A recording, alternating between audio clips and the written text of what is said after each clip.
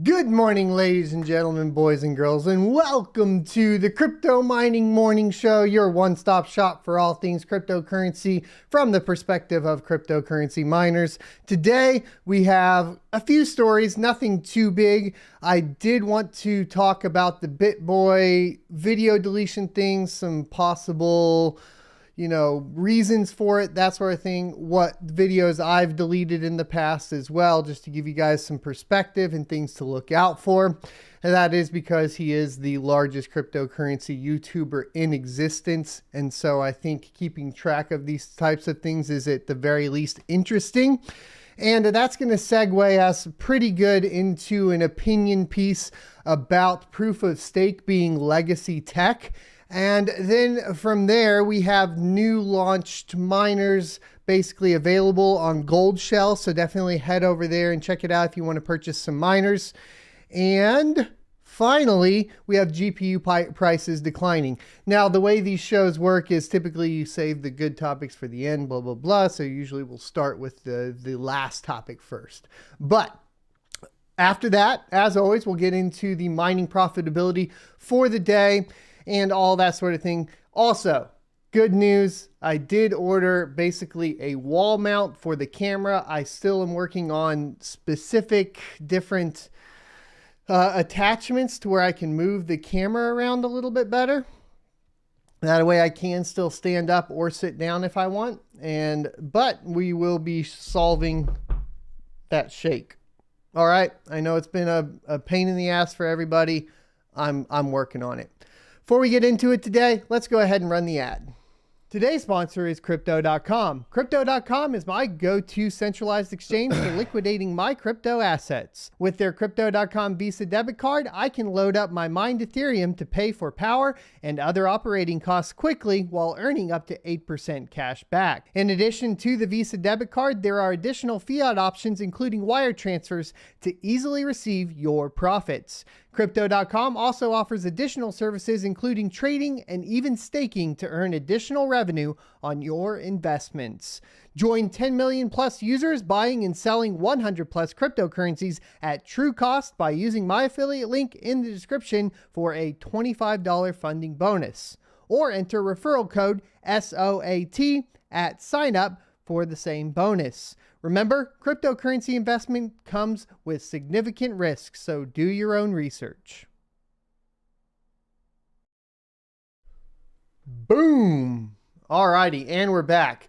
A quick disclaimer. Basically, I'm the mouthpiece for the crypto mining community. I thank each and every one of you for sharing stories with me on Rocket Chat, Twitter, whatever the platform may be. And Daniel, thanks for sharing this one in Rocket Chat. Not the one we're going to talk about right now. I know it's a different one. But the first topic we're going to get into is the decreasing price trend for GPUs, and will it continue? This is coming from 3dcenter.com.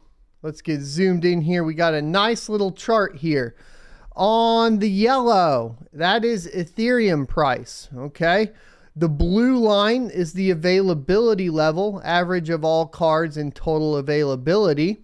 The red is the AMD RX 6000 series, average of best prices for all cards. And the green is the GeForce 30 series, average of best price for all cards. And that's also just that comparison alone is super interesting because what we're starting to see is a decrease in the price of AMD over NVIDIA. There could be multiple reasons for this, and we're going to talk about it. This is essentially from January of last year until February of this year, with the huge spike on, of course, the NVIDIA GPUs right here in May of 2021. And then the spike, of course, correlating with the AMD GPUs right there. Now, what they're trying to show is a price decline in GPUs in relation to the price of Ethereum, which doesn't really seem to be holding true here. So there are external factors going on other than just the price of Ethereum that we need to discuss. Of course, the large dip did early on follow exactly the Ethereum price, and then it's kind of stopped right? So the big price hikes were pretty possibly, of course, the price of Ethereum and people moving into, of course, mine it. And now that seems to not be as much of the case, because otherwise we would see a correlation of price and you would expect these to be up there along with the price of Ethereum. Now, as everybody is aware, a lot of people are fearful of the proof of stake merge for Ethereum. And that was projected for June of 2022, which is this year. It's February now. So it's March, April, May, June. We have 4 months to continue to mine Ethereum.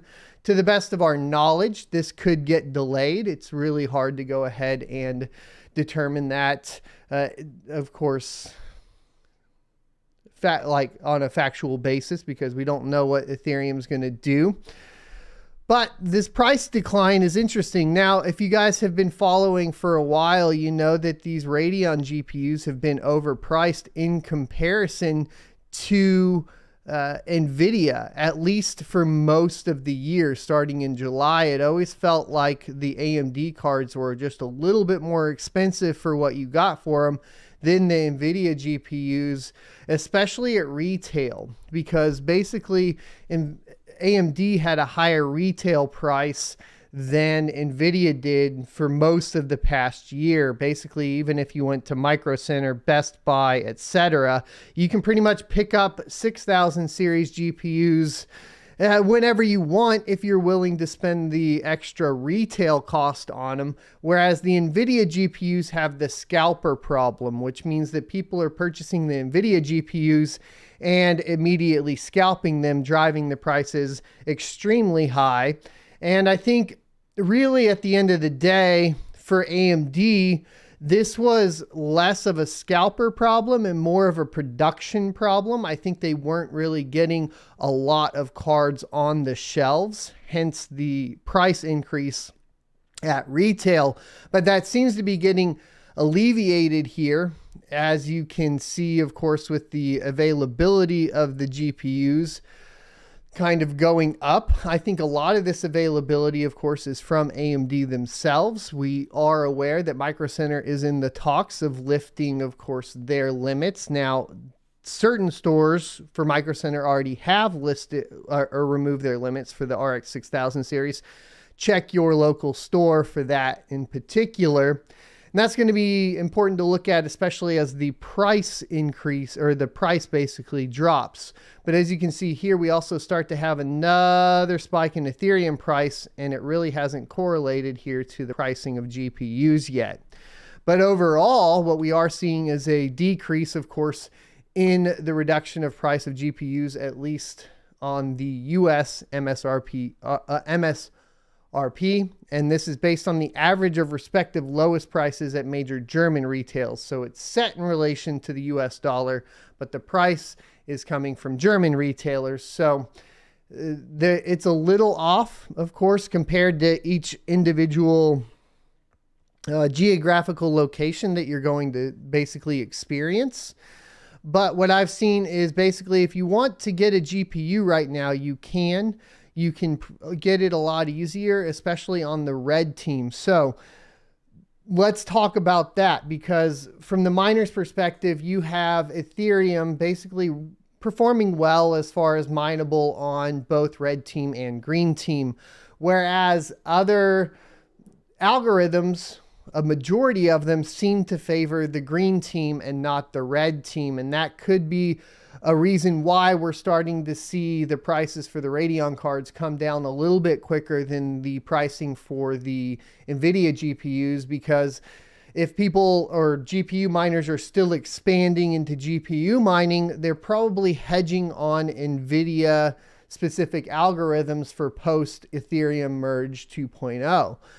That doesn't mean, though, on the used market that you should be paying more per mega hash than you could go purchase a brand new AMD GPU for. And this is kind of what I wanted to give you guys the lowdown on. Let me go ahead and pull up Micro Center here, because I believe, and sorry for the bumping. Oh, that's why. Microcenter.com. All right. So if we did Video cards. Let's just take a look here. Yeah, so right now you can get the 6600 for $459, and that will do up to pretty close to 30 mega hash a second. So if we wanted to really calculate that out per mega hash at 460 divided by 30, you're paying $15.30 per mega hash. So under no circumstances right now should you be paying for used GPUs, even NVIDIA ones, at more than $15 per mega hash. Just take the price of whatever they're asking for the GPU, find the hash rate for it on what to mine, and then tell them, yo, I'm not going to pay $22 per mega hash for your used GPUs. That makes no sense when I have 25 in stock at Micro Center, 25 plus in stock at Micro Center for $15.30 per mega hash. Okay. Your other options too, like the 6900 XT is great at dual mining, so you do have that TON option as well. Other than that, of course, you know, the green GPUs are pretty much out of stock, but this is kind of the market. Like, you have tons of AMD GPUs in stock, ready to go, ready to mine. You get a brand new GPU, and you have all of the perks of a brand new GPU, like RMA, returning to the store, all that sort of thing, okay? So there's no way you should be paying more than $15.30 per mega hash, in my personal opinion right now, especially as we see from this chart the declining prices of GPUs overall. So that's kind of the GPU mining market as it pertains to GPU prices in particular. Let's go ahead and get into this real quick. I want to give you guys this. I have no affiliate link for them. You could go use the VosCoin affiliate link if you so prefer to support another creator. That would be great. I'm going to link the shop here. There are boxes in stock at Gold Shell right now. So this is a live stream exclusive. Thanks for tweeting this at me, whoever did. Let's go ahead and look at what our options are and get a couple ideas if we can here. So what they are doing is essentially combo boxes. There is the SC box, but in my experience right now, when I tried to purchase it, it said that they were not available as singles. So I think this one is finally sold out. So you have essentially an HNS box with a 1200 watt power supply for $898. And that's Handshake. And the Handshake is, that's not the, it's supposed to be the HNS. Where is it? I forgot. I don't think they actually have it on here, do they? Yeah, because this is a new one. So we would actually have to go calculate this one out. I actually do have one up and running. Let me pull that up for you guys real quick.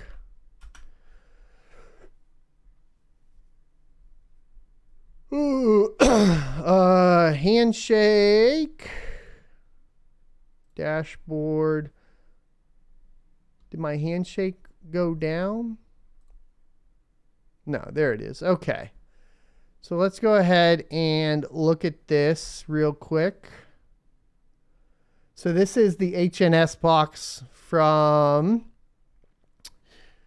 Gold Shell. It's doing right now 224.17 gigahash a second. The power consumption is not listed here. I forgot exactly what it is. We can go look though. And then today's estimate is 3. Yesterday we did 4.8 HNS. So if we went to Handshake price, we would see essentially that it's at 22 cents. And we are getting almost 5 of them a day.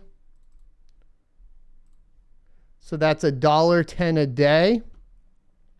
So at this point, the HNS, the only one you could purchase, would not ROI for basically 898 days. You do get the 1200 watt power supply. Probably not worth it at this point, in my opinion.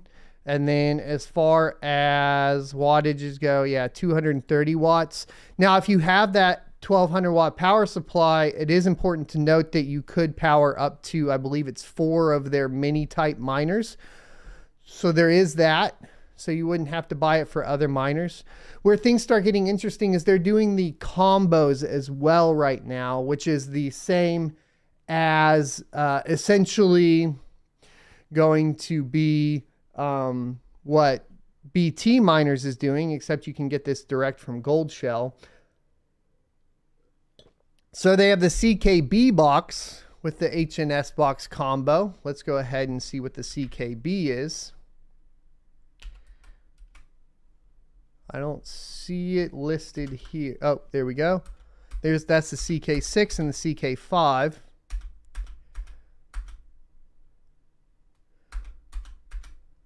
And I do not see the CK box, so let's go ahead and see what the CK box is showing here as far as hash rate. So you're getting 1050 gigahash a second at 250 watts. CKB mining calculator. It's Nervos, is that right? Yep.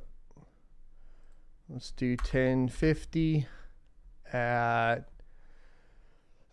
215 watts. That's going to be 89 cents a day after power. So if we calculated that in plus that, it's $2 a day on that combo. And that combo was how much again? Oh no! Of course, you're going to make me do this as I go through it all. We got captured. We were captured by the CAPTCHA. All right, so that's $13.98 divided by $2. That's going to be 699 day ROI. You have the Doge plus the HNS box.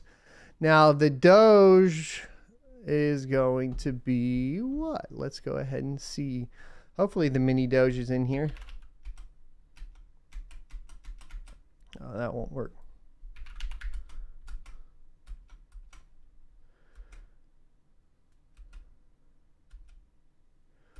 Lots of Doge miners. The mini Doge is 74 cents a day. It's actually a little more than that because this isn't dual mining, guys.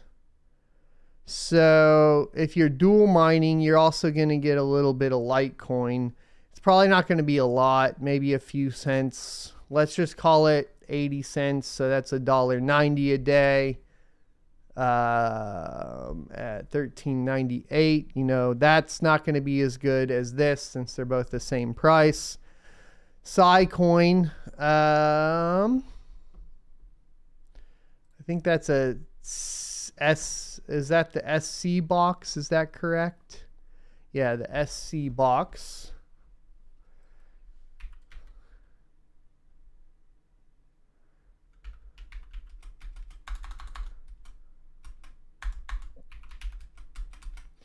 Which is not listed here. So let's get a coin.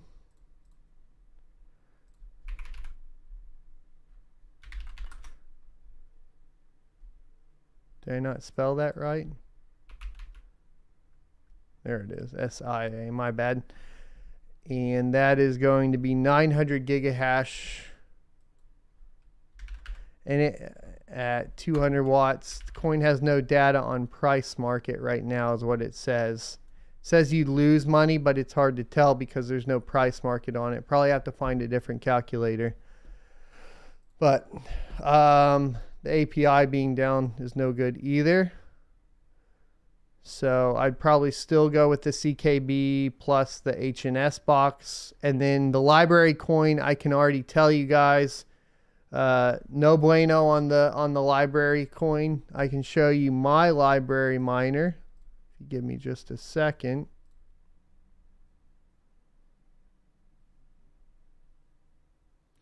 Oh, I have it going through a different, okay. The library miner is going through a different pool. I'll have to pull that up for you later, but the library coin, the library box is basically unprofitable unless you have power as cheap as I do. And even then it's like a penny a day, at least in my experience. So I wouldn't touch that one. The only one here that I would really mess with is if you need a power supply and you're getting multiple boxes, this may be okay. And then the CKB plus the HNS box is going to be the best one out of the bunch. Remember, you can merge mine with the Doge. So if you're looking at getting a little bit of Litecoin on your way, you'll get very, very little, but you will get some Litecoin with the Doge box. You could do the Doge plus HNS if you think that's going to go somewhere. Of course, there are fears of Dogecoin going proof of stake, which segues us into the opinion piece for today. Investment strategist Lynn Alden says proof of stake is legacy tech, outdated, and oligopoly.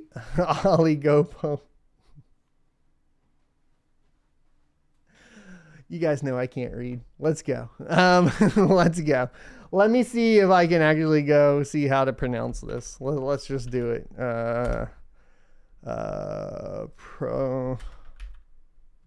Pronunciation. Let's get it. Let's learn together. You guys probably already know. I don't. Let me get this. Oligopoly. Oligopolistic. Anyways, I know what the word means, but it is what it is. Let's go ahead and get into it. All right. All right. No, we have not talked about BitBoy yet. We're getting everything out of the way. This is more important. All right. This is more important, but it directly relates to BitBoy, who says Bitcoin needs to go proof of stake, which I disagree with. By the way, we can disagree. Everybody can talk about each other. It doesn't mean that you put any sort of hate towards any other person. I can like BitBoy as a person and respect that he built the largest YouTube channel currently on YouTube and still disagree with him. All right. I want to make that very clear. All right. Just very, very, very clear.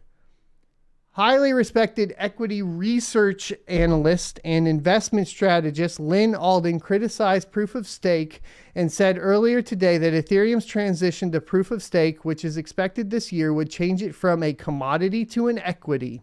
In a Twitter thread, Alden talked about both Bitcoin, which uses proof of work, and Ethereum, which is currently using proof of work on the main chain, but plans to go fully transition to proof of stake later this year.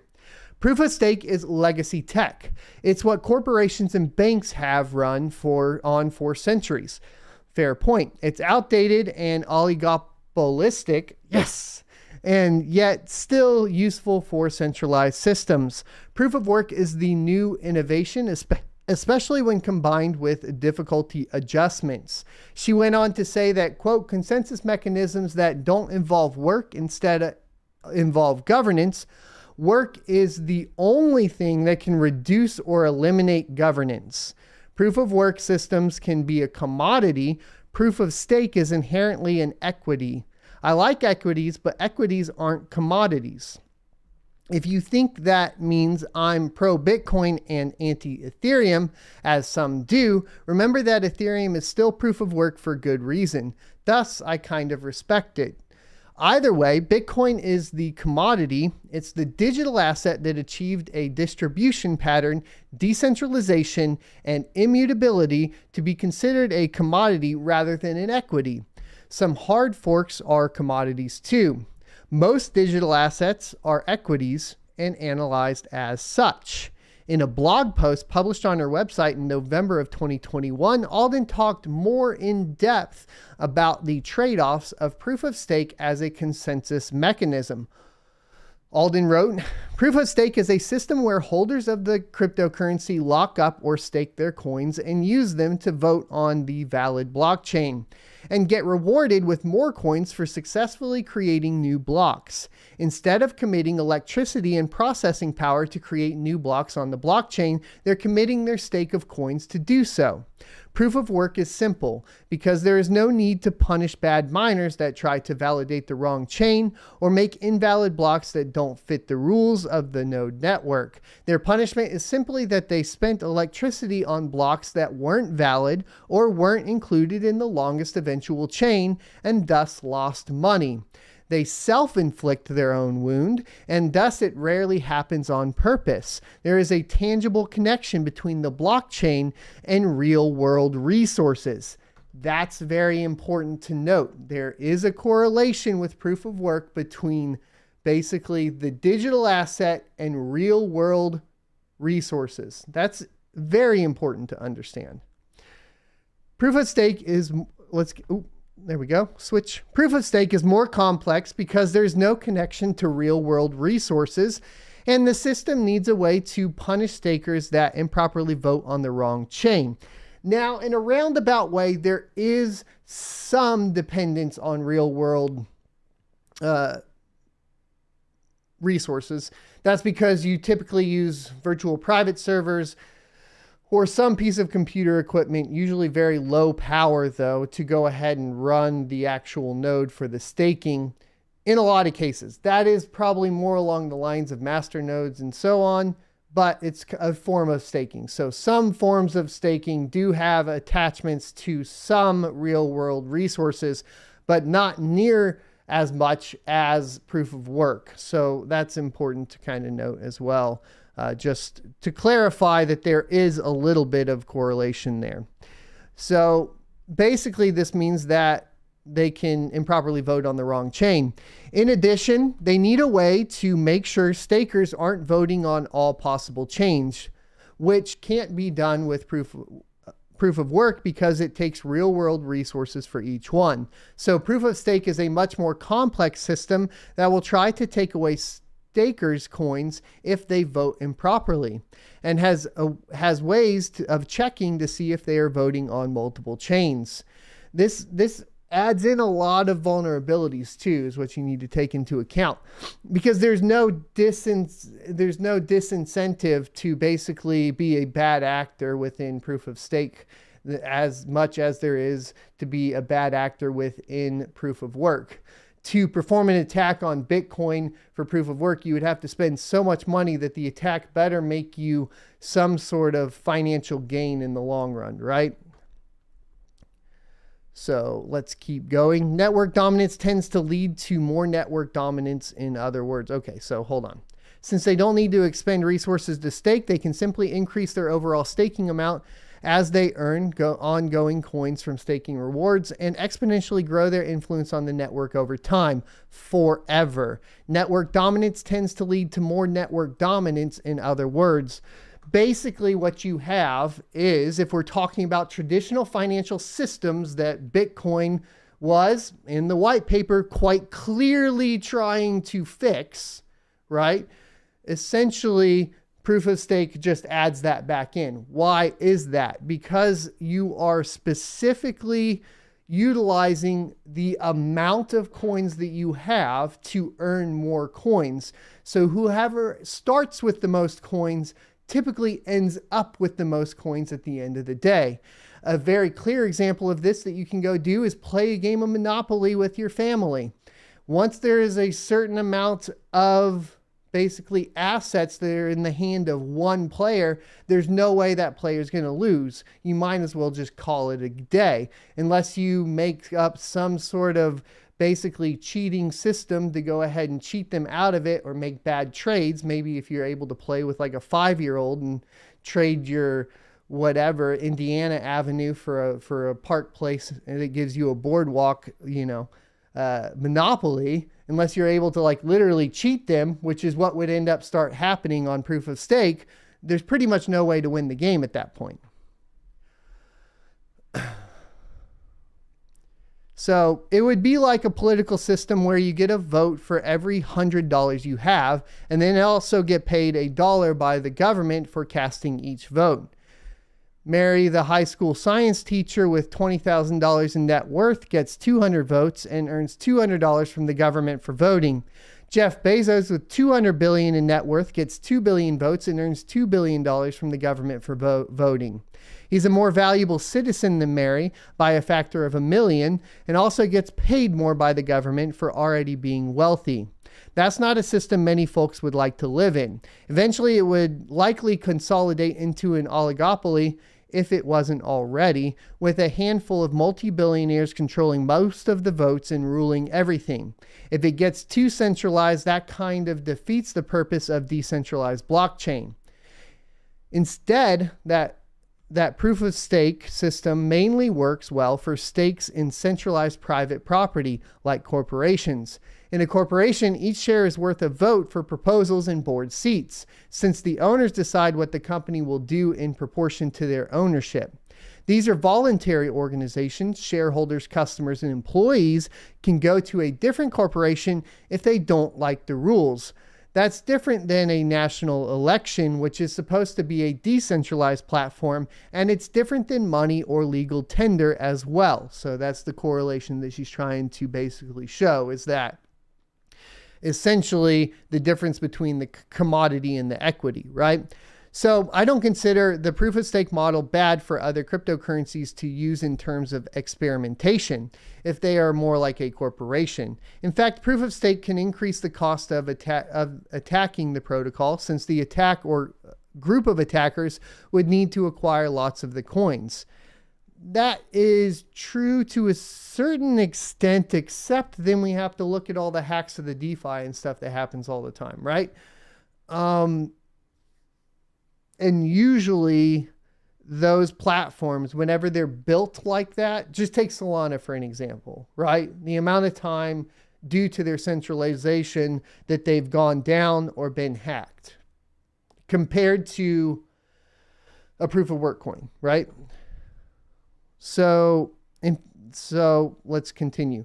There are certain DeFi projects or platforms, for example, that can operate like a company and use proof of stake to be efficient and costly to attack if all goes well. Except the largest one, Solana, is clearly still having those issues, the attack issues, or just poor performance issues, I suppose. But they'll be prone to centralization, but if they're voluntary services competing with other proof of stake services, that can be okay. If their service isn't good, people can go elsewhere. In general, we have no problems with companies being centralized because they are companies. Instead, proof of stake mainly seems less suitable for a decentralized and censorship-resistant global monetary asset, especially when considering, along with the issues that I'll describe in the second half of this article about stablecoins. Proof of stake is inherently equity-like rather than money-like compared to proof of work. And we don't really, you can draw the correlation to the stablecoins, especially when we start talking about the US government yesterday, talking about making a dollar pinned stable coin, or making the stable coins pinned to the dollar, and they're going to choose that one. It will more than likely be proof of stake, right? Because of the way, or basically be some sort of form of that, a token on the system. That's dangerous. Actually, this highlights how dangerous basically CBDCs are, because you put all of the control into one entity. It's worse than having a federal government with banks, by far, if you have a CBDC, which is central bank digital currency. But also, if you start pinning stable coins to that, and that is regulated by the US government, it's a little less worse, because you would hope that they would pin it to multiple stable coins. But if they decide to choose one, it's pretty bad. It's pretty bad. Now, BitBoy a while ago was talking about, if you guys aren't familiar with BitBoy Crypto, he's currently the largest, I believe the largest cryptocurrency YouTuber out right now. And he was talking about Bitcoin needing to move to proof of stake, along with some of the points that we just brought up just now, actually all of them and a couple others. I had a rebuttal in Twitter. It went fine, and people understood my point of view, and I think that made sense. I can disagree with him. Here's what's kind of interesting, though. So we've had there's some weird things going on with the BitBoy crypto channel that everybody should be aware of. One is he decided to remove all sponsorships from the channel. Now, this was done last week, and basically, you know, I said, hey, good move, you know, I think you could have probably done some sponsorships, maybe outside of crypto or something along those lines, but respect on the decision, that sort of thing.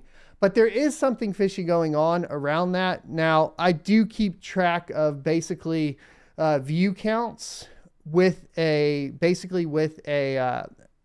plugin in Chrome. And so whenever I'm watching a channel, I'll see like what the channel views are and that sort of thing. And one of the things I found curious was that BitBoy's views were at 500,000 for the month. Now, if you aren't aware, he does, you know, tens of millions of views in a month, typically, at least through the bull run. Now, it has been going down, but there's no way he should have half the amount of views that we have on this channel. He's got people that work for him. They do a ton of content, a lot of stuff going on. So I decided to do some research. Now, I asked for a response from BitBoy on Twitter. I did not get a response. Most of everything I say is conjecture, partially assumptions here. I'm going to give you the facts and then a couple assumptions of things that could maybe be happening. If we get an official response, we'll talk about it from there. Doesn't mean anything necessarily super nefarious is going on, but I would assume at this point that there was probably a connection between getting rid of all sponsorships and what is taking place here. And this was basically on, I believe it was January 21st, best I could tell. And here is his Social Blade. You guys can go to Social Blade. You can look at my stats. You can see estimated monthly earnings along with estimated yearly earnings. These are all incorrect, especially when something like this happens in this particular case, which is essentially right here. You can see 2.4 million video views were deleted. So when this happens, the only way you go negative in video views is if videos are made private or deleted off of the YouTube channel. And that in conjunction with the sponsorship is where I find some things could be worrisome. So I just want to give you guys like a warning of kind of what's going on there so you're aware of what that content direction was early on potentially. What are some of the other reasons this happens? Well, I'll give you guys an idea of what I deleted videos for a few times. So early on, the channel here was actually called Blind Run Gaming. Blind Run was my gamer tag. I didn't change YouTube channels or anything like that because we already had some subs, and I rebranded. When I rebranded, I deleted all of the old gaming content and purely focused on tech, okay? And that was basically video card reviews for video gaming, CPU reviews, benchmarks, that sort of stuff. And then we rebranded into crypto. When we rebranded into crypto, I kind of left a lot of the tech content there because I was like, it's fine. But there are reasons that people could be deleting them. Maybe he is completely rebranding. Maybe those videos that had sponsorships that he no longer agrees with, he decided to delete. And that could be what happened there. But what you do see is a huge hit to their, more than likely also their revenue for the month. That's going to basically make it probably more difficult for them to, pay all of the people. You gotta keep in mind a channel like mine is just me. A channel like theirs is like 30, 40 people. They gotta take care of everyone. I don't know exactly what's going on, but it is interesting. If you do look, I'll show you guys where I got the date from here real quick. All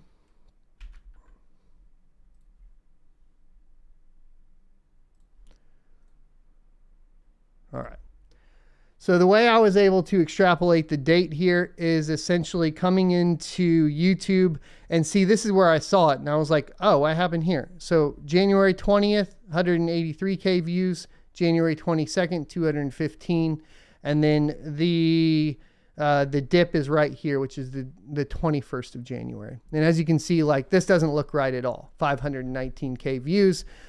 Basically, you can tell that that doesn't look right because if you look over here at the charts, you can see essentially 20 million views, 11 million, 10 million, 12 million, 16 million, 14 million, 13 million, 10 million. And then for this month, 2.5 million. And then they deleted 2 million of those, basically dropping them down to 500,000 for the month. There is a decline, of course, in subscribers as well, which is kind of interesting. But everybody's kind of having this chart. I have this chart too right now. Mine's a little different. I did go up in January compared, but I don't know what's going on yet. This does have possible larger ramifications to cryptocurrency if these were basically taken down for legal reasons. So I also just kind of wanted to make everybody aware of what's going on. Once again, I can disagree with a lot of what BitBoy says. I can do all that. This isn't an attack on him. I'm always fascinated with these statistics, and so I like to talk about them. I don't know what happened exactly. Those are a few possibilities of things that could be going on. Let's go ahead and hop into the mining profitability for the day. On Ethereum, we are at 238 US dollars, so a couple dollars short from yesterday, and 0.0779 Ethereum, which is still down below that 0.08 Ethereum that we prefer, right? That we've been used to. Now, yesterday, I did get internet installed out at the farm, so we are getting much better connections. Our stale shares have dropped by a whole percent point already. I expect this to go down even further now. And I'm super excited to basically have internet out there and be going. Now, I did resolve my TON, but I did take a few rigs off. The reason I took a few rigs off is because those rigs were not stable at this time. Once they become stable or I figure it out, I will let you guys know. But also thanks to a viewer, we were able to kind of sort out exactly what was going on specifically with ice mining. And the thing is with ice mining is it requires that the actual worker username is in each config and each worker is separate. This is a little frustrating with Team Redminer because now instead of one config for all the rigs that are AMD to mine, dual mine TON and Ethereum, there has to be an individual, basically an individual flight sheet for each AMD rig for it to function. And then you do have to go in and basically with ice mining correct the worker username for the second algo. Now, if this is something you guys want a guide for, let me know. I will go in and do a guide specifically for ice mining for you guys and show you guys what I found. Now, that does put us at 60 gigahash a second right now with the rigs I've taken off that weren't being stable. And basically we are up to almost 10 TON every 24 hours. Now, these haven't been on for a full 24 hours. I did this yesterday while I was at the farm. So these aren't up all of the way at this time. But it is important basically just to note what we are making here, which is basically an extra $26 to $30, somewhere around there a day. So we basically get the $26 plus the $238. So, you know, we're at 260 something dollars for the day on mining, so specifically GPU mining. Let's take a look at what to mine and get that 3090 up and running. I drank some really, really strong coffee. You guys ever drink really strong coffee and you don't eat? I'm sweaty. I'm feeling a little overwhelmed. I shouldn't do this. I should get some water. It's getting rowdy. Please save questions for the end and I will definitely get to them for you guys. RTX 3090.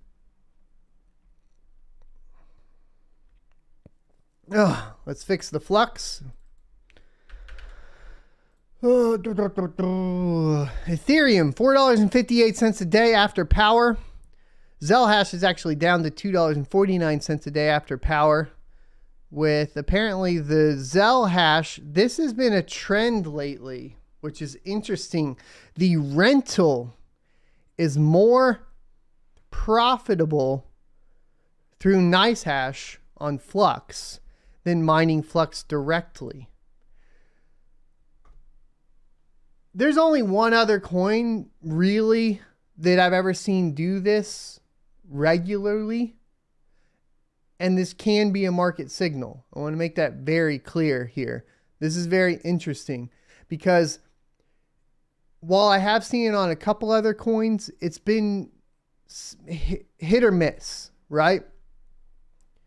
The fact that Flux is getting rented more on NiceHash could mean some very big things are coming in for Flux. This could be very good news, and I'm super interested to see what's happening there. Obviously, I assume they're more than likely solo mining, but that rental on Flux should be an indicator of what the future of Flux holds. The only other one that ever has done that has been Ethereum. And that was, back in 2018 or 2016 to 2018. So we really could be seeing something good happen with Flux. I'm pretty excited about it. Just a note, I've only ever seen that on Ethereum before. So that's pretty cool. Let's take a look at the 2080 Ti, which is typically more profitable on Flux, and calculate that out. And here's where it gets interesting again. If you're renting the GPU out for hash rate, you're going to make more on NiceHash with Flux. If you're just straight mining, you'll get 216 a day on Ethereum. Playing some weird games here. Let's check out the Polaris GPUs. Ethereum, $1.12 a day. Its savior down here, hopefully, would be the Ethereum Classic at 48 cents a day. We have Quark Chain coming up, ETH hash, which is interesting. I haven't looked into it much, but that's 52 cents a day after power. Mining pool stats. Let's see if there's any crazy hash rate signals going on here. Bitcoin, we actually have a dip down from yesterday by a couple exahash. From the 13th, we're down about 4 exahash a second. Difficulty has not corresponded yet. Let's take a look at Ethereum. Still right at 1 petahash a second and a climbing difficulty bar. Take a look at Flux and see what's going on. Do we see this? We do see a correlation here. We've gone up from 2 mega solutions a second to 2.17 at its peak, 2.13 mega solutions a second. And then here's where we can also see some other interesting things. Slight spikes. This hash rate is indicative of NiceHash rentals.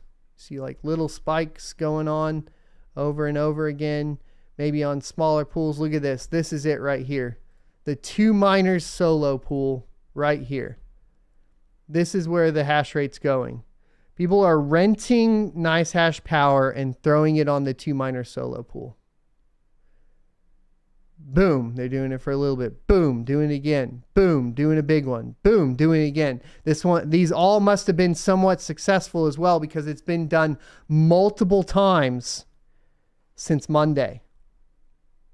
It's been done multiple times. So that's important to keep track of. People are solo mining Flux right now through NiceHash onto 2 miner solo. So that's pretty interesting to take a look at. Let's look at Ergo.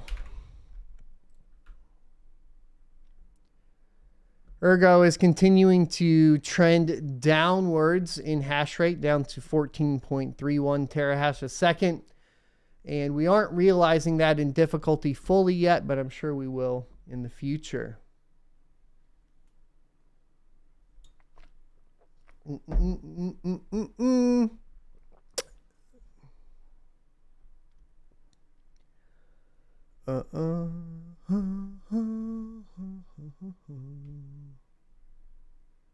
All right. Mining pool profitability on Ethereum. Last 90 days, Flex Pool in first, Mining Pool Hub in second, Crazy Pool in third. Last 60 days, Crazy Pool in first, Flex Pool in second, Mining Pool Hub in third. Last 30 days, Crazy Pool in first, Flex Pool in second, Mining Pool Hub in third. Last 21 days, ZET in first, Flex Pool in second, Mining Pool Hub in third. Last 14 days, Flex Pool in first, ZET in second, and Mining Pool Hub in third. Last 7 days, ZET in first, Flex Pool in second, and 2 miners in third. For the last 3 days, Mining Pool Hub in first, 2 miners in second, and Ether Mine in third. And for the last day, ZET in first, 2 miners in second, and Ether Mine in third. There really hasn't ever been too much of a change on the Ethereum Classic. Let's just make sure that it hasn't. Ethermine did move into first on the last 14 and last 7 days and last 3 days. So Ethermine kind of the go-to there for Ethereum Classic. Minerstat.com/hardware. And then let's get to our BT miners page here and we'll see what's going on with ASIC miners today. Gold Shell KD6 in first. It's dropped down from $160 to $156. KD5 coming in second at $105 US. And that's pretty much going to be the trend. Cadena miners are just staying at the top, at the tippity top of mining profitability. And then from there, you have some ETH miners, ASICs being mixed in there. What we really have here that's super interesting is an Antminer Z15.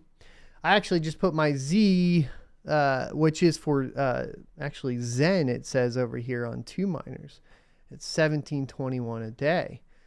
And ZEC, Zcash at 1581 a day. This is extra interesting. I'll definitely have to take a look at it because I put my Z9 on Pirate Chain, but maybe Zen is supposed to be happening here. I don't know. Which we should have an overclock video for the Z9 Mini coming out too as well. Gold Shell, Handshake, right up there. The What's Miner still there. So really it goes, basically it goes Cadena, it goes Litecoin, or basically script for the algorithm. So Dogecoin, Litecoin, that sort of thing. Then it goes to an Equihash miner that is quite surprising in my opinion. And then from there it goes to Handshake essentially. And then we're into the good old Bitcoin and S19 at about 15 bucks a day.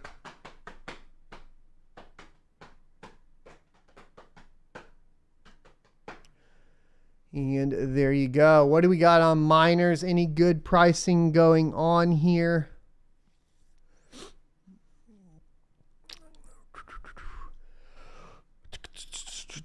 Miners on sale, an S19 Pro for $11,000, M21S for $3,800. This is actually not a bad price. I was talking to an ASIC miner that is next door, and he said these things are basically tanks. They'll just run forever. So I'm actually curious in picking one up. But we already picked up the Koi miner at 98 terahash a second. I should have the PDU in today to get it hooked up, so look forward to a review on that. That's going to be 8,200 for 98 terahash. 56 terahash for 3,800 isn't bad. So there is that. I believe you can get 83 terahash here for 6,800. Yep. So right around there. The What's Miner on sale is not bad though at this point. If you guys were looking for something for basically a lower level entry, kind of entry level Bitcoin ASIC, there's that. The S9s need to come down more, really like 300 to 500. The L3 pluses need to come down more as well, at least down to like 800. A lot of the problems that these guys run into. This is interesting.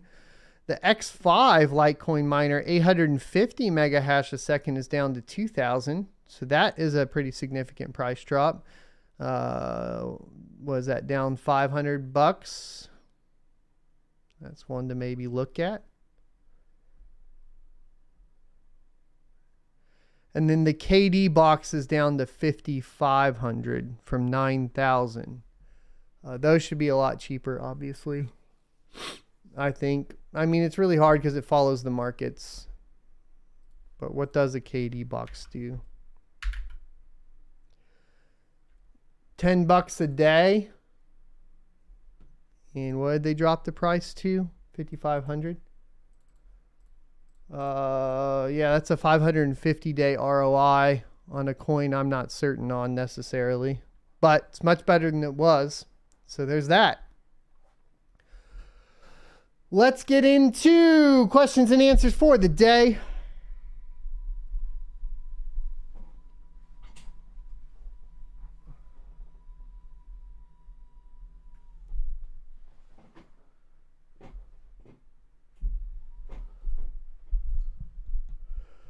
Let's do it. Remember, super chats are never required, always welcome. And the first read because they're the easiest to read. At Son of a Tech to address me with a question because, well, it's the easiest to read. I'm going to scroll up as far as I can and start answering questions, and we will go from there. Detroit Iris says, at Son of a Tech, GPU price graph with LHR come out again. I don't know. I couldn't read that one, buddy. He does have a question here, though, too. At Son of a Tech, any rumors about Micro Center starting to ship GPUs for those of us who don't have one near us? No, I mean, the reason why Micro Center works is because it's brick and mortar only. Like, that's specifically in their business model. I know they're looking at opening more up, though. But that's really it. Wilco says, at Son of a Tech, are you spec mining anything right now? No, I mean, like, obviously I have those ASICs just running on whatever. Like, I have a Z9 Mini running on Pirate Chain, which I guess could be considered spec mining because at this point, like, it doesn't really make any money, like 50 cents a day. We have the library coin ASIC running just because I like to support the library network because I, support those who may in the future, support you, like Odyssey. Because we really don't know the future of YouTube, so it's always good to have opportunities elsewhere as well. Unfortunately, they have a long ways to go right now, but I am supporting the network there, and that actually, I mean, at my power cost, I think it makes like a penny a day, but it's more about supporting the network. And then we have the Handshake, which we just went over, which is only making like $1 a day. So I guess those could be considered spec mining, and it's all ASIC stuff. I was going to buy the SC box for the Scicoin and spec mine that sort of, but for whatever reason, it said it was sold out, and I didn't really want to buy it with the power supply or a whole second miner necessarily, because, that ROI is going to be a pain in the butt, but that's really kind of how it goes.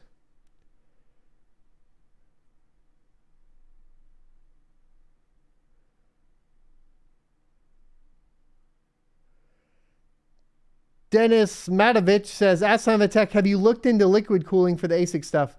I feel like it's way too expensive personally. And if I liquid cooled anything first, it would be the GPUs. Here's the reasoning behind it.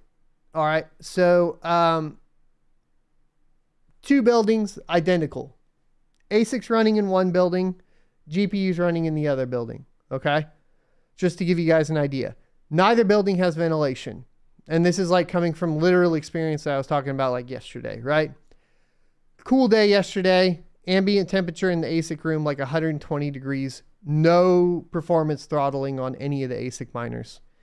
The 90 degrees, something like that in the GPU mining farm, definitely performance throttling on the higher end GPUs, like 3080s, 3090s, etc.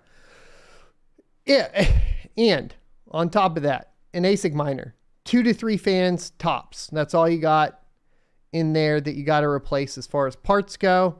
If you have a hash board go out, that kind of sucks. But we'll talk about that in the ASIC miner reviews and so on. it's not as common. GPUs, fans die, pads need replaced, all this sort of thing. What stops the replacement of additional parts going liquid on those GPUs? So if I did anything at this point, I would be moving all of my GPUs that are starting. I would essentially, for the liquid cooling portion and what I'm thinking of doing, the price is expensive, which is kind of the hard part. I'm trying to figure out how I would do it, but I would essentially take the GPUs that are starting to have failing fans and move them into a liquid setup, strip the cards bare, drop them in the liquid and be done. So I would put the GPUs into the liquid before the ASICs.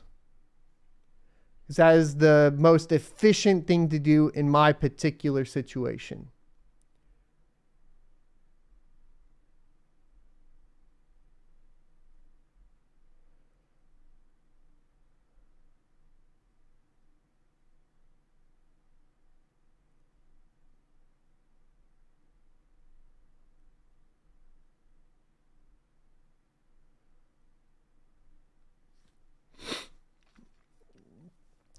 Paul said, heard anything about Aave and on Polygon? The rewards apparently ran out now instead of April or June. And the wrapped Matic you've gotten there can't be claimed. I claimed all mine not too long ago because I was working on a different how-to. So I am not directly related to that. Sorry, I don't have any information. I'll add it and try to figure it out. Detroit Irish says, that son of a tech, Flux rentals up maybe because people stacking Flux for the lower price 1K Flux nodes. Yep, that's true. I don't know why you wouldn't just buy Flux at that point though. Maybe it's still cheaper to rent the hash rate than to actually buy the Flux. Senpai says, ask son of a tech, when lost arc. Probably not until it gets super ultra wide support. Baby in Crypto says, doing any CPU mining? Not right now. I haven't found anything I like to really mine with CPUs. IME says, at son of a tech, hey, so one thing I'm not okay with on Ergo is their policy to change wallets 0.14 ERG that are idle. They can also confiscate assets on an idle wallet. Can you provide me with proof of that? I kind of don't even like reading that without verifiable proof, and please provide it on Twitter or within Rocket Chat. Thanks for letting us be aware of it, but with great accusations like that, it requires great proof. Dan Sand says, ask son of a tech, at what temp you run your GPUs? No higher than what? Well, I mean, I just start replacing pads when they get above like 104C on the memory and 90C on the core. Or when they're throttling. And it depends on the GPU too. Nathan Jaworski says, ask son of a tech, any experience with Vaporfy nodes? No, sir. No experience with those.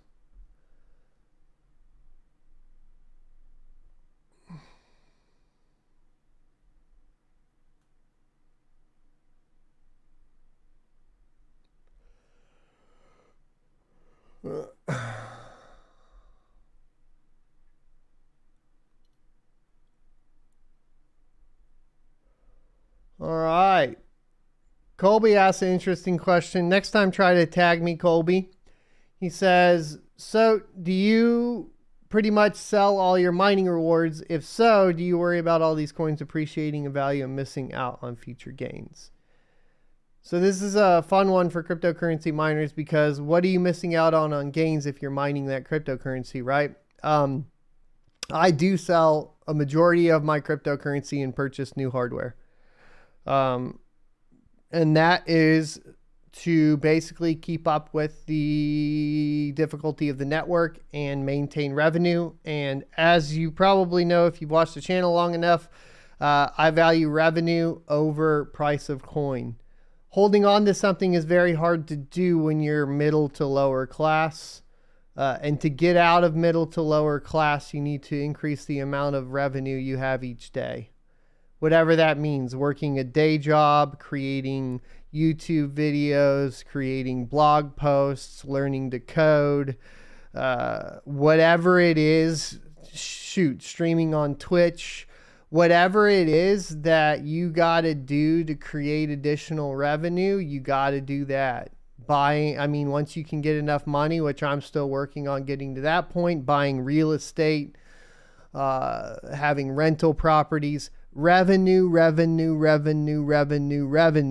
And that is how I treat mining cryptocurrency as well. If I'm poor or if I'm struggling, even if you're middle class in the United States of America, most people don't keep enough in their bank account to go ahead and pay for large things like medical bills. So let's say you have a huge medical bill expense and you've bought Bitcoin, but now you have to sell that Bitcoin to pay for the medical expense. And all the revenue that you got off of that investment from it going up in price is basically destroyed as soon as you have to do that. Whereas if you're still generating revenue off of your investment, like GPUs, ASIC miners, even staking, anything like that, then at least you're taking the revenue from that to cover those bills, and you're going to get more revenue next month. I hope that makes sense and kind of points you in the direction of my philosophy. Of course, this is not financial advice. I made triple last year what I did at my day job the day beforehand. To give you guys an idea, I tripled my income in 1 year, but it wasn't really 1 year. It was more like 10 years. That because of the amount of work that had to be put in, but all of that work was focusing on revenue. So that's what I did. That's what works for me. Figure out what works for you. I just don't like the buying and holding thing. I don't like the mining and holding thing that much either. I would rather be getting it into an investment that generates more revenue at some point. Ben's 310, thanks for the $4.99 super chat, says, so when Ethereum goes proof of stake, what would happen to the other company's tech on Ethereum network? Interested in your point of view. So when it goes proof of stake, what happened to the other company's tech on Ethereum network? Well, okay. So that's an interesting question. I talked about this yesterday with someone kind of in a private chat. Okay. So here's my perspective on the sleeping giant that may be. All right. So if I'm a developer on Ethereum and Ethereum breaks, where's the easiest place to move to that has the most potential for the most security post-merge? Well, if we're looking at the most hash rate being on ETH hash, right? Like Ethereum, ETH hash for the algorithm, then it's fair to assume that the easiest networks to secure post-merge will be essentially an ETH hash proof of work coin. Which one supports the majority of what Ethereum as a layer 1 supports currently right now? And that's Ethereum Classic. So I've been down on Ethereum Classic a lot because of their hacks and so on, but you have to keep in mind, it's very easy for big farms right now that are invested into Ethereum and previously to attack Ethereum Classic. And that could have been a targeted thing that was going on. Now, I have no proof of that, but it could have been, because here's the deal. If Ethereum moves to proof of stake and it takes a crap, it seems to me that the easiest place that will have the most security from a proof of work standpoint to move to for developers would be Ethereum Classic.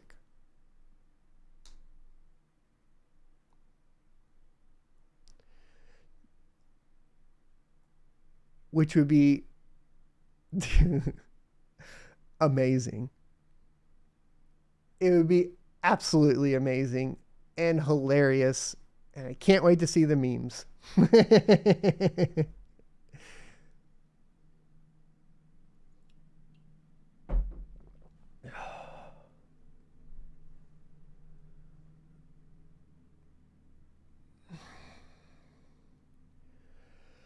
Roman says, that's son of a tech. Your thoughts on EU charging up to 70 cents a kilowatt hour? Is there a way to Is that their way to regulate miners? That's their way to basically, to me, what that says is not just miners. That's a way to tax the public, tax the poor. That's a way to tax the poor. Inflation and raising the cost of utilities. They want more money for the elite class, and the easiest way to do that is to raise power cost.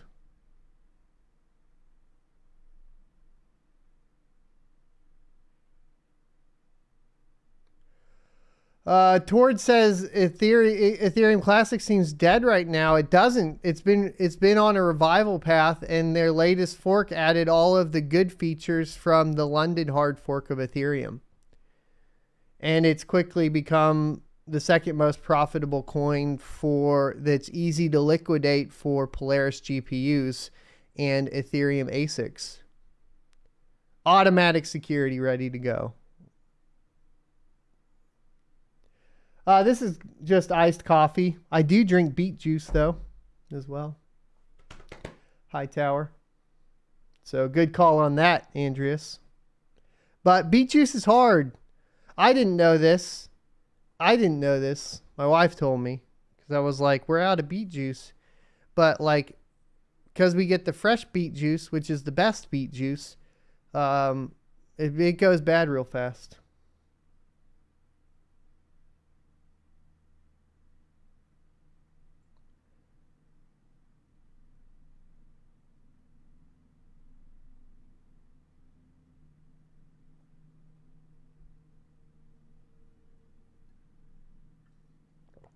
If you're not keeping an eye on Ethereum Classic as we move up to the merge right now, you're missing out.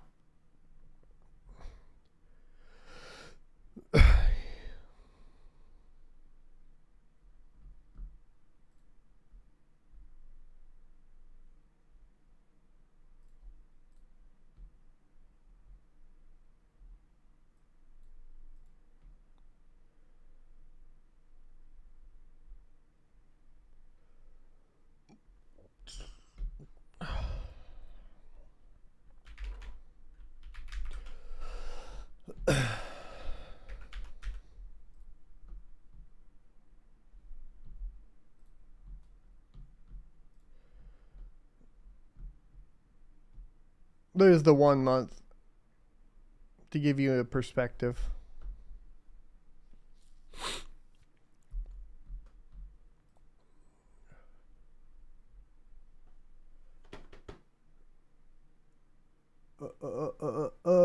Colby asks, have you ever thought about getting into something like strong nodes? I've thought about it, but I don't think it's for me right now.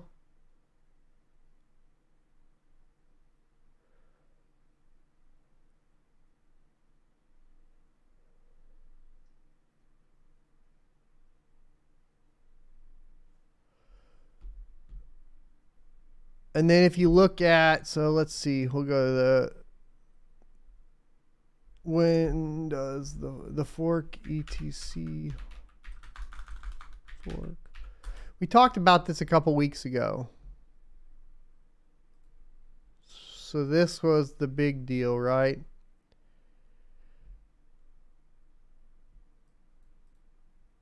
So the Mystique hard fork is live.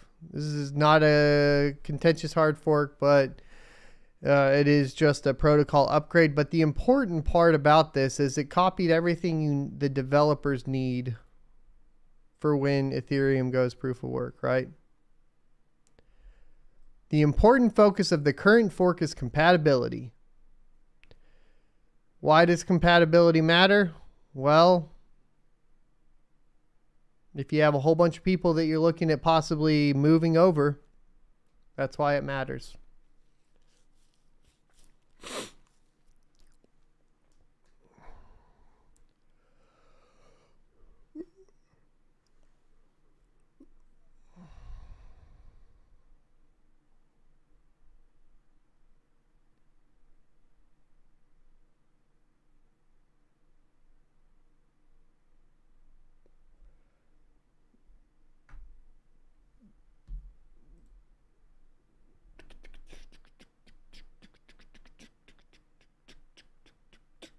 Pay Me in Crypto says, Asava Tech, isn't ETC possibly changing algos away from GPUs?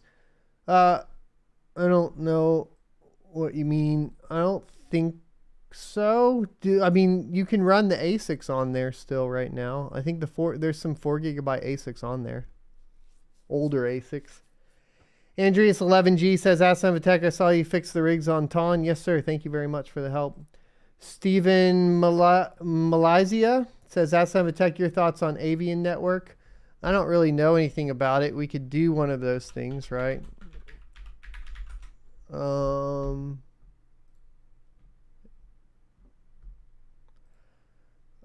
it's a Ravencoin knockoff. Cool. Not interested.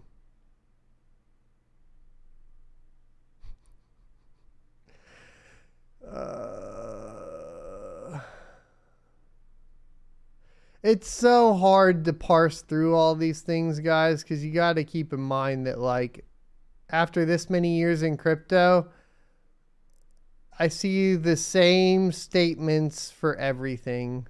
It's always like, we're going to be a peer-to-peer cashless system, and we're going to do this, and we're going to do that, and we're going to be decentralized. So, like, you get a little jaded.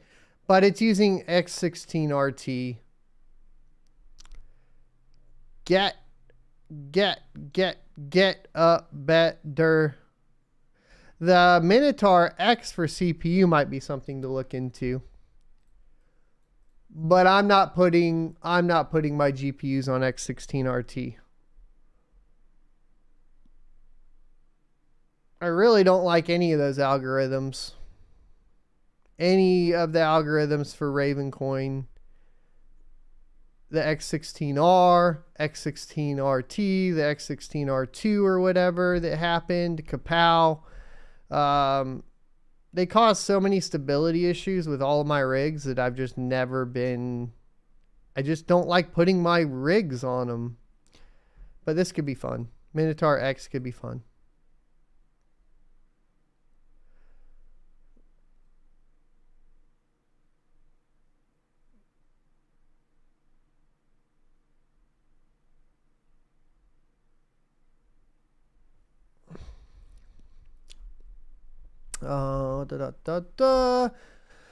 White paper. Do I really want to get into this today? Why do you guys do the white paper like this? What am I supposed to do here? I can't click into it because then it'll go full screen and they won't be able to see it. Avian Network is a proof-of-work secured blockchain designed for efficient and interoperable asset management. The network prioritizes usability, automation, and low fees to make asset minting and management simple, affordable, and secure. The network's economy runs on AVN, our native coin that can be mined on dual algorithm setup using either GPUs or CPUs. The CPU mining portion makes this interesting to me. So from there, I'm kind of interested. Let's take a look at the wrapping and see if that's working. Wrap your Avian to explore DeFi on Polygon. Okay, so that's just going to be essentially a bridge.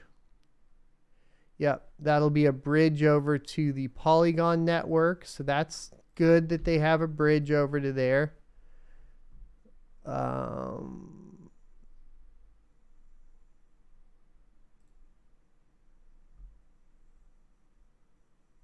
What is the Avion token going for on Polygon? I'll have to look at it.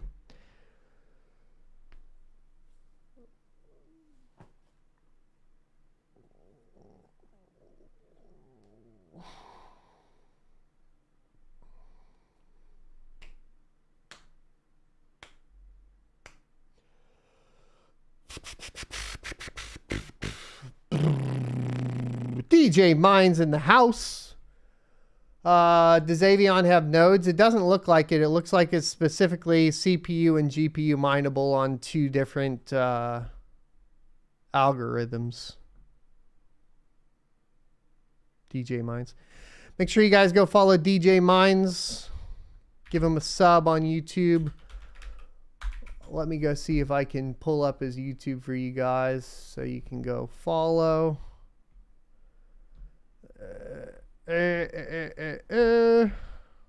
Share, copy, boom, boom, bam.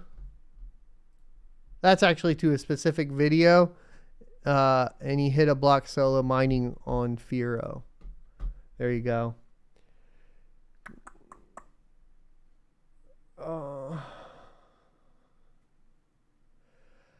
Mike Landry, you got a prestigious last name there, sir.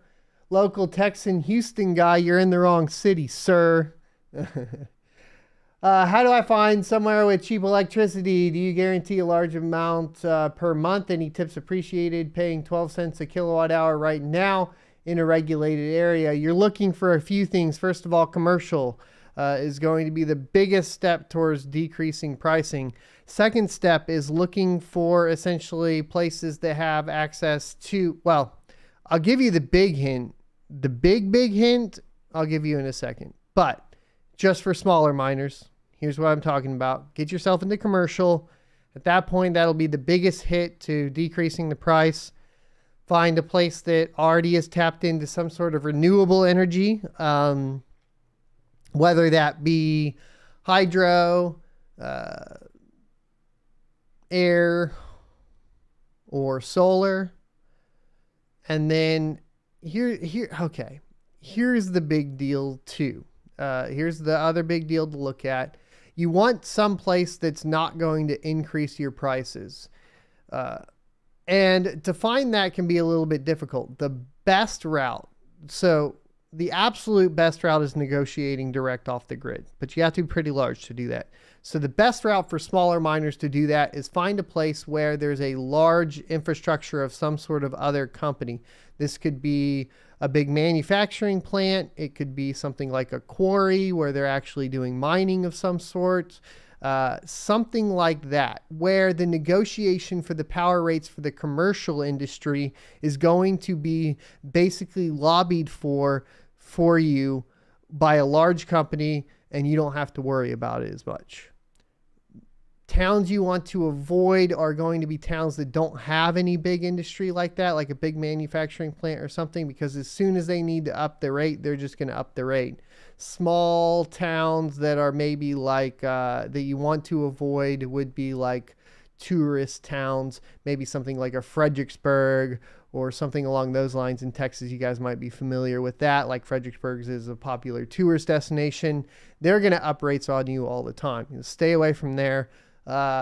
Stay away from Pedernales Electric Company, PEC, in Central Texas. They're racking rates up really high. So that's what you're kind of looking for. The biggest thing happening right now, end of story in cryptocurrency mining, is in Texas, and it's specifically working with natural gas mining. And here's why. And this was explained to me yesterday. But you basically have, the pipes can only have so much pressure in them. So 30% of the natural gas is getting burned off like at the actual plants or within a certain mileage of them. What miners are doing right now, like large ones, is they're working out deals to take that 30%, build their mining facilities close to it, places where nobody wants to live, and then they're taking that burn off for 2 to 3 cents a kilowatt hour. That is the absolute best case scenario. I don't have any contacts for that right now. I am looking at going to some of these Bitcoin conferences because I know that there should be some people there. I don't think my farm's large enough. I would love to get to the point to where it was, but a lot of people are also talking about just basically they're doing the shipping containers, dropping them as close to these as they can. In some cases, they're working directly with the natural gas companies, so they're not even paying rent. They're literally just dropping it right by where they can like feed it off. The power or the natural gas company is getting the additional benefit of actually making revenue off of something they were not making revenue off of at all before. And so this is where the big move in cryptocurrency mining, specifically in Texas, is right now. But another point is right now, the largest mining facility, or one of the larger mining facilities, is in Rockdale, Texas. And Rockdale is an interesting location because you could in theory benefit from the larger mining farm as a smaller mining farm for the commercial rates over in Rockdale. So that's everything about Texas I know right now, everything that's going on. I'm trying to get more information on it, but that's basically the best information that I got for you guys from the insiders going on in Texas with cryptocurrency mining and power costs.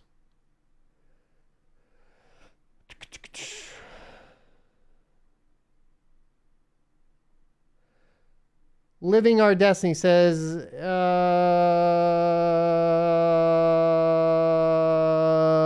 I'm going to wait on that one, bro. The problem is like, I don't know. I need more info. I'd like to actually sit down and write stuff out for it.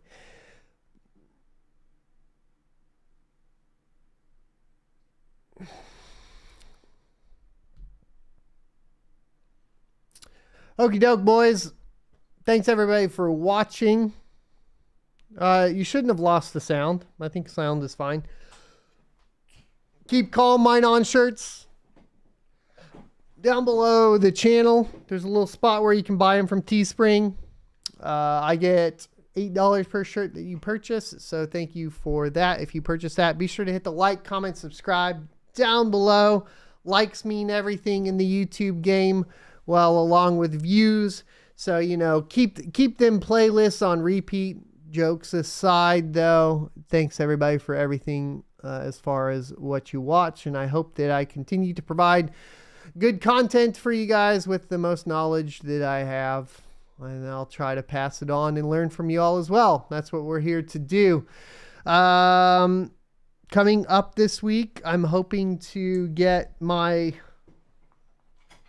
HNT antenna mounted. I'm hoping to get my PDU for my ASICs and get that up and running in a review. And we have, I don't know if you guys are interested in this, but I also was thinking about doing a review on this Stone V20 hardware wallet as well. So pretty much what I got going on. I'll try to get as much of it done as possible. M&M on the ground. I think my son dropped that earlier. All right. I'll see you guys next Tuesday. Sorry for the lack of clips yesterday. We were supposed to have 2 more clips. But we had a little bit of a scheduling conflict. That does mean we'll probably be releasing more clips this weekend. And we'll keep up with all the content. Oh, a quick note. Everything we talked about with BitBoy does not mean that BitBoy is doing anything wrong. It's just a curious thing that's happening. I want to get more information on it, so I'd like to get a little more light on the situation just because I'm curious as to why. It wasn't like a rebranding thing like I did, so I'm kind of curious what's going on there and what ramifications that has to the entire cryptocurrency YouTube space or whatever. This is not an attack. Nobody should attack BitBoy. You can have your opinion on him. Also, though, if you're going to have an opinion or a disagreement with someone, stick to the facts. All right? If you want to disagree on Bitcoin moving proof of stake, cool. You can use the clips that we talked about today on equity versus commodity. You can use these arguments, use founded factual arguments when addressing someone that you disagree with, and avoid at all costs any sort of personal attacks, etc. And keep it clean. Thanks for watching. I'll see you guys next Tuesday. And by Tuesday, I mean tomorrow, Thursday, 9:45 a.m. Peace.